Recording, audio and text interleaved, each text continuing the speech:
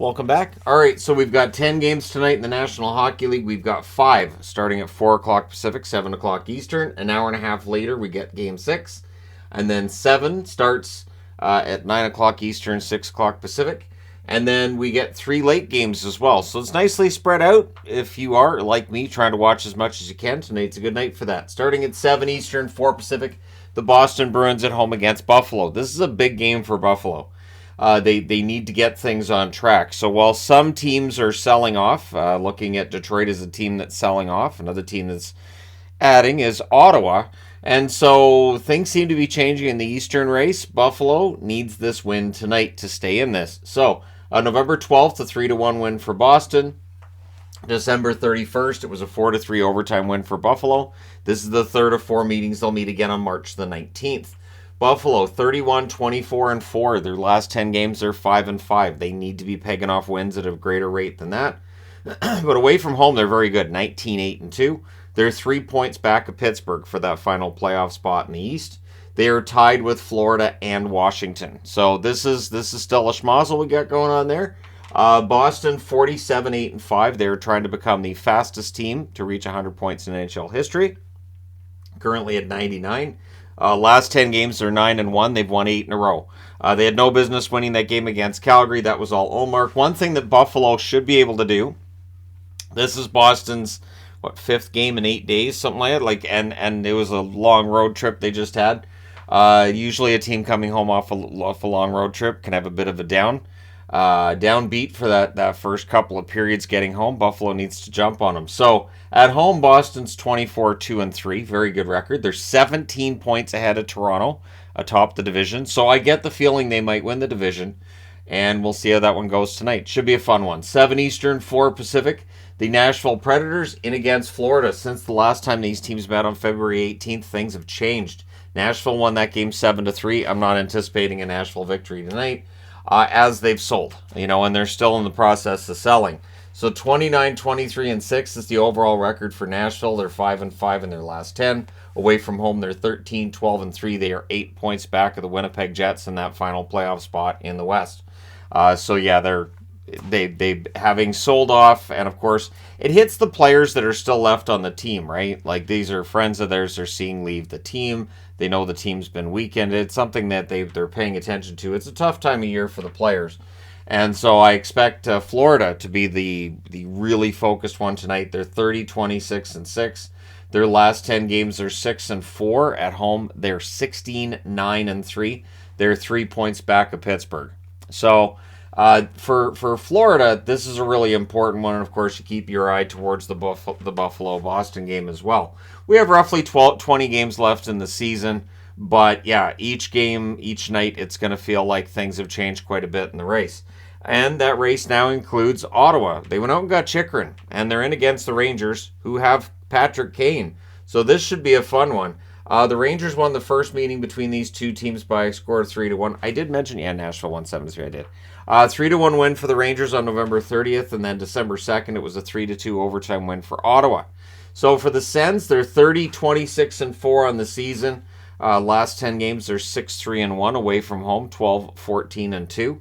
They're 5 points back of Pittsburgh. So they're on the fringes, and they're behind a lot of teams, and it's going to take some work, but they're going to try.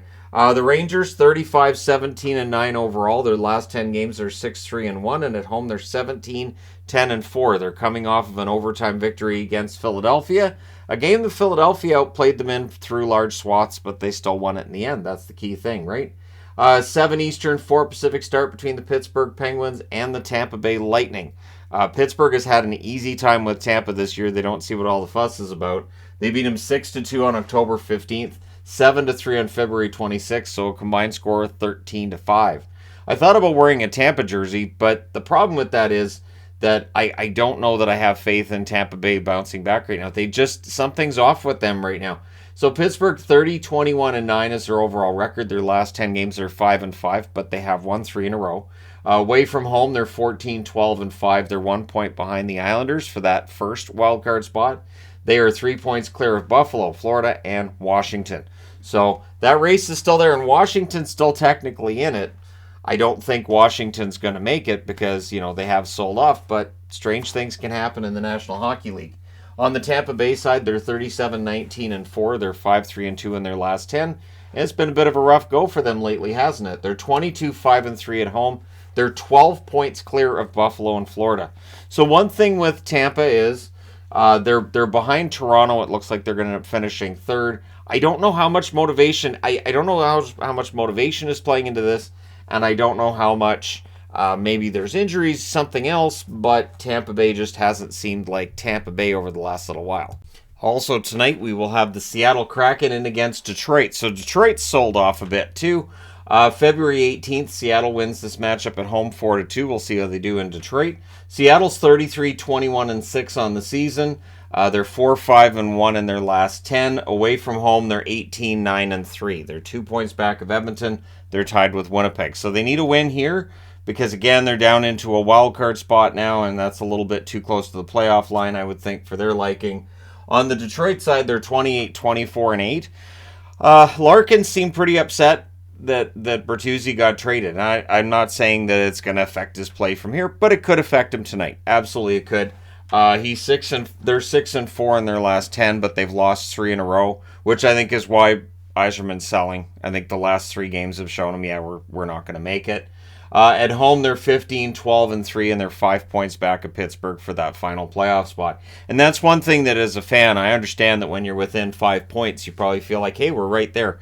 But for a GM looking at the schedule, looking at the team, and looking at everything, I can understand why they'd say, yeah, but we're not going to make it. And the market right now is such that it makes some sense for GMs to want to jump in there, right? 8:30 Eastern, 5:30 Pacific, the Dallas Stars and the Chicago Blackhawks. So, in terms of records, you would look at Dallas and Chicago and say, well, clearly Dallas is going to win this game, but not so fast.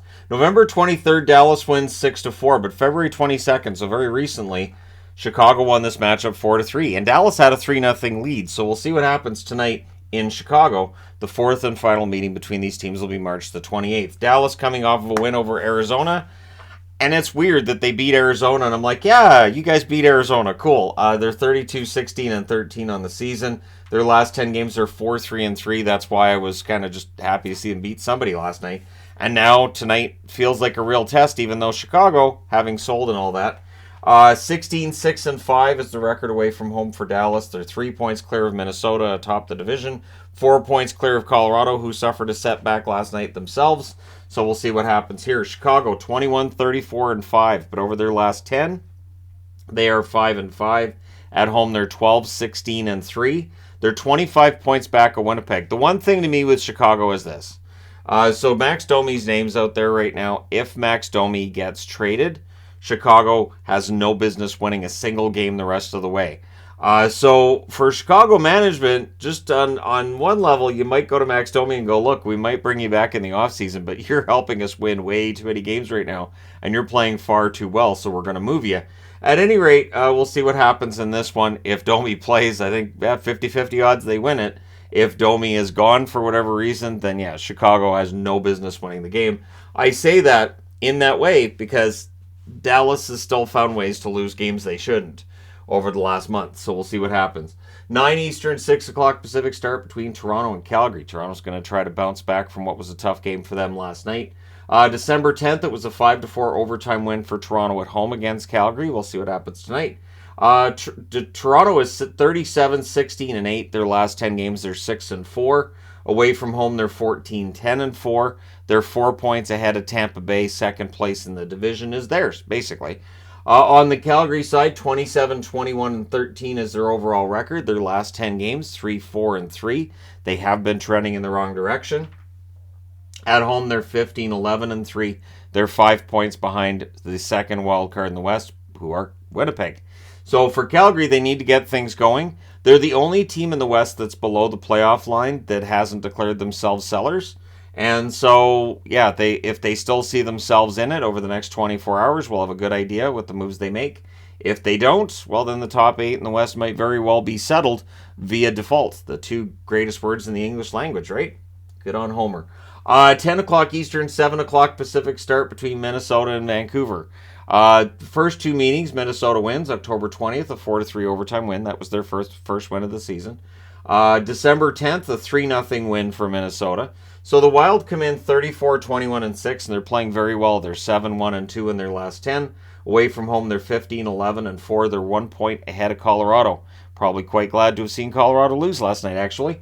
For Vancouver, they're 24-31-5 overall. Their last 10 games, they're 4-5-1. At home, they're 11-16-1. They're 19 points out of the playoffs.